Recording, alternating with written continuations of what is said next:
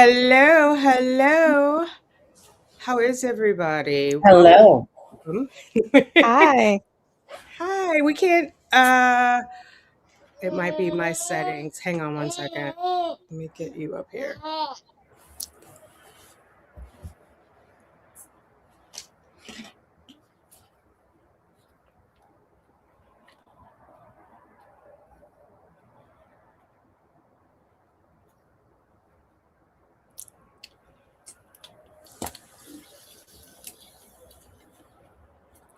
Suma, you guys go ahead and talk. I think my settings are the reason why we can hear her but not see her. I Okay. just want Oh, I to see you have your cute little co-hosts with you.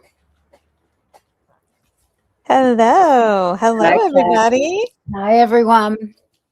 Oh, This there's is so Snoopy. exciting. Yeah. There we go. I had the audio avatars up. I know. I'm excited. I feel like I want to say naughty things. Like I hope Brian is rocking out with his, you know what. Yeah. Well, if he's not bad. now, then when? Right. Exactly. $300. I think it's like $350 or whatever that he's now actually like remaining out of pocket. You know. So yeah. It was a slow burn, that the reading of the final judgment, because we went on like a roller coaster there. At first it was like, what? Right, because it said like partially granted. I was like, uh-oh. Right, and like the total went from, as soon as I saw like 60 grand or 20 grand, I was like ready to lose my mind. Yeah, me too. Yeah. Well, it was always going to be the 20 because it's the law. Even though we don't like Sarah, it's what the law says, right? Because he didn't file until 2022. But when we were in the hearing, the judge said like 15K and she got Martell to agree. Like he was like, well, we're on an offset, and then she repeated it. And I was like, that's not right. Like, is that some back of the envelope? Because it would have been March 1 until May 1, because I think he filed April 12th in 2022. And so that was like a little, but it was always going to have to be something because he filed late, right? But I mean, I think it still blessed him on the back end. And I had always thought like I was hoping it would be zero, and that's what Martell asked for, is like as close to zero as possible. Yeah. Call it even, right?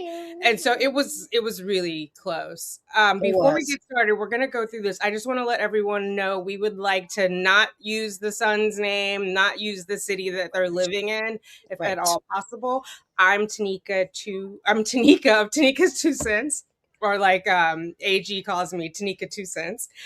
This is Suma. Suma, do you want to introduce yourself and your channel? I'm Suma from Summa Cum Loudmouth. Hello, everyone. Thanks for being here. And Miss Classified Crime.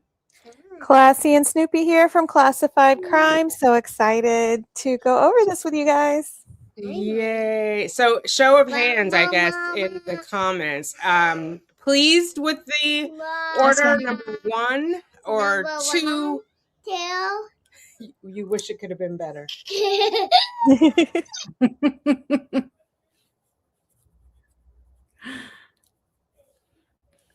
As long as Sarah's upset, I'm happy. Oh my God, I wish I could see her face. I don't even know if she knows yet because it's still the wrong address. She still has it going to the main Lowell. And we know, like, from the calls, one of them, something from the court was like 16 days late. According to her, but I don't believe her. So I think the thing that makes me feel best is that Sarah will feel about this the same way as she would if she got nothing. Yes, because she didn't get the full amount she asked for. Right, and far from it. Right. Well, did she really think she was getting $62,000? Like, come on, ma'am. Oh my God. She thought she was going home, so her whole, like, her math is never mathing. I'm sorry, it just never is mathing. Like, it's ridiculous. I wish I could have seen her go down to the courthouse to get a slip with a number on it so she can just go home some days very soon. Oh, that's right. Because parole's coming back. Yeah, exactly. And that's going to apply to her. Oh my God. We have 15K versus 22. Yes. So I believe it's the offset. So if you remember, and I said this in my arrearages video, the judge had said 15,000 at the hearing. Even there, we were all like looking at each other like that's odd. So I said there was some back of the envelope, something going on. But there's some sort of offset happening for his $600 that he was giving her, right? He said he did it. Sarah also agreed. She did not disagree that she got the 600. She just said it was a gift. Well, that's up for the judge if it's a gift or not. But she didn't say, no, that never happened. So he's getting credit for that. What I think a lot of people are going to miss, and I guarantee if her flying monkeys are reading this to her and she doesn't actually have it yet, they've missed. She's now got to pay for her own calls out of that $145. That calculation is in there. So I'm excited. And it's in a footnote. A lot of people don't read the footnotes, but I mean, technically he's paying for it because he's given her the 145, but it will be interesting, I think, to see because the last payment is March of 2028. He doesn't reach majority until October of 2028. How many calls does she make after the money runs out? What She's she gonna need to make figures some out new that friends. the cost of a call is about the cost of a honey bun. I don't see them ever speaking again. That's just my honest, like, not even joking opinion. Yeah.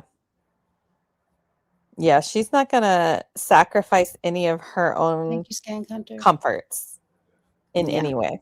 No, and it's all for show because I feel like,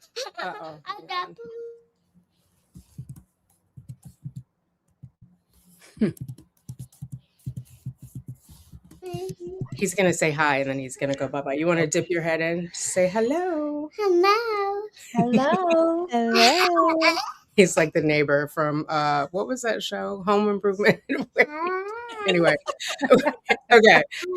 Yeah, so I think it was all convenience. Like, and I love how the judge pointed out, it's been all this time and you just agreed the day of the hearing that you didn't need child support. And then you were demanding. She would have gotten more. I don't know if that offer was really real that she mentioned, the $5,000, because I searched all the documents and didn't see anything in writing. She would have gotten more that way in her pocket.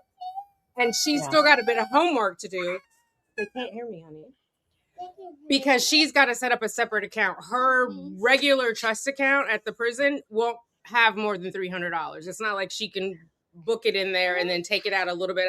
There's a separate account they will let you have, and it will not accrue interest. But I'm going to let this. Hi. I pulled this up because I wanted to say hi to Meowgarita. Hi, Meowgarita. Hi, Meowgy. Are you done with spring break? Who else is here?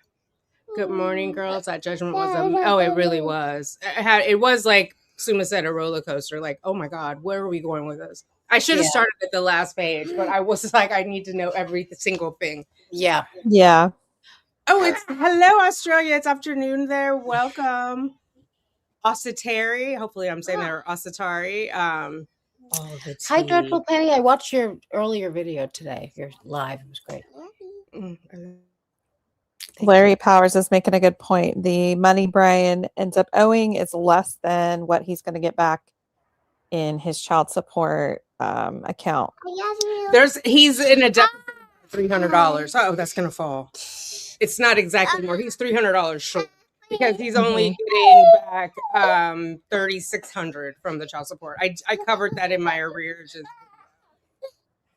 He's only getting $3,600 back. Okay. Yeah, he says $4,000, but that's not what's in unclaimed funds, and that's not what's on that arrearages sheet. Brian's son is what I use. Me too. Sarah's gonna be pissed, but we know there's a letter coming, right? Oh, Sarah's gonna be pissed. My goodness. Yeah, I think I'm looking forward to that even more because of how unhinged it's going to be. Yeah, exactly. I mean, we needed this to get to that. Yes. As long as this, this is pretty much, is this what you expected? Because this is kind of what I expected. Yeah. I mean, she had to be balanced and fair. She had to have case law to support her decision. So, I mean, it does make sense the way that she wrote it out. And she's still got some snide little jabs in there, which I love. Oh, that was my favorite. And I think while she was balanced and fair, I do think that had Sarah been, of course, a completely different person and presented very differently, that she could have got more. Yeah. I mean, she had a choice. She gave it seems to me she gave the bare minimum that she could legally. Correct. Because always she human. mentioned their demeanor and their, reading their body language, reading their tones and their reasonableness in this document, how one parent is obviously coming across as reasonable and one is not. And I So, love that Sarah was so upset that she couldn't be there in person because of how well she presents and reads a room. yeah, probably would have made it worse for her. Much worse, of course. I mean, but she's the only person who doesn't know that. Were you surprised that they didn't mention anything about Sarah possibly owing any child support to Brian? I was. I mean, I guess the only worst thing that could have been is if they did mention that and then she would be left with nothing, I assume, if they did that. Right. I think they could have at least mentioned it though, and kind of like, and said, we're going to waive that. They could have addressed it, I thought. Because Mr. Martell did bring up that in the and it's hearing valid, that I she think. would actually owe. Yeah. They And I didn't think it's a necessarily very valid speak it, point. but you I thought the judge might have addressed that. Yeah. I would have liked it, of course, but I like that she addressed so many things that are going to piss Sarah off so much, like the fact that, I mean, she actually put it in writing that there were nights that Brian would have to come pick up the child because Sarah wanted to start drinking.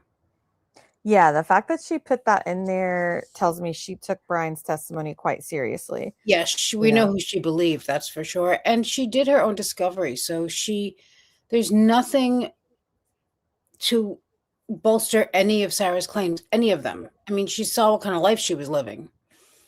Yes.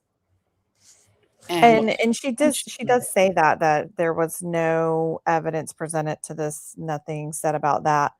As we go through the document, you'll see that nobody mentioned anything about this. So she didn't even address it. Right. And she also, I really like that she went through the, I have it highlighted. She mentioned how there was nothing to back up her claims of that she can't properly process, her stomach can't process the food. That was hilarious. She totally she said she didn't provide anything to support it. And she's very legit to question that, because where were her documents from? She could have gotten a document from the nurse at the prison stating she has this condition and she's being treated for it. Well, she couldn't because there is none, but yeah. Exactly. But the fact that she made these bold claims with no backup, and I mean, because of that, Judge Jackson did not have to address those things. Really? She could have just not mentioned it, but she did because she knows who she's dealing with, I would imagine. Right. Someone in the comments made a good point that Brian didn't ask for child support. The attorney just mentioned that. That's true. Yeah. They could ask for it. Mm-hmm. We've lost Tanika. She texted that she lost her laptop, so we're gonna wait for her to rejoin us. Okay. But in the comments, I see people saying Brian didn't ask for child support, so that's why the judge didn't bring it up. It wasn't in his modification request. Yeah. That's true. And because he was the bigger man. I mean, can you imagine if he was, well, I mean, only he would be able to get through this the way he did. And he played the long game, which is very smart. Yes, he did. And I'm sure it was incredibly excruciating for him. Yes. For all of us. But he had to do it this way. And I was thinking about, man, if he had filed for this modification earlier, but she didn't go to trial. She hadn't gone to trial yet. I think he was kind of waiting to see what would happen. He didn't really know well, that's why he did this, because he started to see that he thought she was going to drag this on forever. Right. And if he had filed for the modification sooner, he wouldn't be on the hook for that $15,000 or whatever it was she calculated from the date of incarceration till he filed the modification was 2 years roughly. So, $24,000 is where they're getting that. But if he had filed it sooner, he may not be on the hook for all of that. But also, I think he just was kind of like not. I mean, it was a huge life change for him. of course. Going from having whatever kind of a parent Sarah was to him being the full-time parent.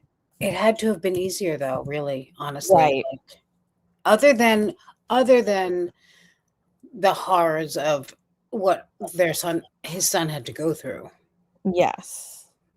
So Which he then had to, I mean, he had to deal with a crazy situation he didn't ask for. So yeah, I mean, it was horrible, but the the piece of knowing that she's locked behind bars must have been worth something.